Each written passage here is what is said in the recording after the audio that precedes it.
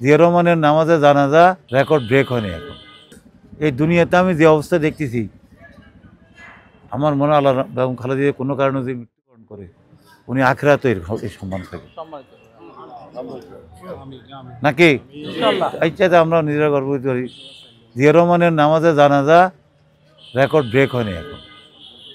আমার যেভাবে আমি এখন বাংলাদেশে দেখতেছি, আল্লাহ মাফ করে বেগম খালেদা জিয়ার কিছু হলে বোধ ওই রেকর্ডটা আমাদের রেকর্ড আমরাই ভাঙবো নাকি? মানুষের মধ্যে যে অবস্থা। তো এখন এই যে একটা পরীক্ষা আমাদেরকে একটা নমুনা দেখাইল, আল্লাহ মনে হইতে পারে ওনাকে অসুস্থ করে যে বেগম খালেদা কি সারা দুনিয়ার কাছে, অত আল্লাহ আমাদের এই বুঝটা দেওয়ার জন্য হয়তো ওনাকে কিছু স্বামীকে কষ্ট দিতেছে, এমনও তো হইতে পারে। অনেক গুজবগুলো শুনবেন না, গুজবে কান দিবেন না। গুজবে কান দেওয়া কিন্তু এটা একটা গুণানো, এটা একটা ভুল জিনিস।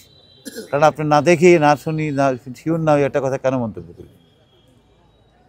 আমাদের কেন জানি আমার মনের মধ্যে একটা কেন জানি বিশ্বাস, আমার মনে হয় উনি আল্লাহর রহমতে অসুস্থতা কাটিয়ে উঠতে পারি।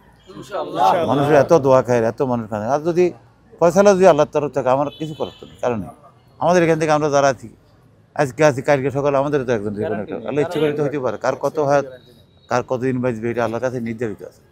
আবার আল্লাহর প্রয়োজন হয়তো হয়তো বৃদ্ধিও করে দিতে নাকি, আবার হয়তো কমাইও দিতে পারে। এই জন্য আপনাদেরকে এখন বলি যে এখন এই কাজ করেন। আর দ্বিতীয়ত নিজেরা মনে মনে দূর ফড়ি করে বলবেন, আপনি হাঁটতে হতে বেগম খালেদা জিয়াকে দোয়া করতে, আপনি রিক্সা ভিতরে বসেও করতে পারেন। এটা আপনারা লাভ হবে, ওনারাও হয়তো এই মুসিবত থেকে আল্লাহ উদ্ধার করার জন্য হয়তো সহযোগিতা হবে। তো যাই হোক, আজকে আর কথা বাড়াইলাম না। দ্বিতীয়ত আমাদের নির্বাচনী ব্যাপারটা এখন আপাতত এটা আল্লাহর নির্বাচনে যদি আমরা সবাই জীবন দিই আর আল্লাহর কাছে যদি কবুল না হয়, কাজ হবে? আল্লাহ ওই নামের বরকতে উসুল্লাহ আল্লাহ আমাদের এই হাতগুলোকে কবুল ও মঞ্জুর করেন।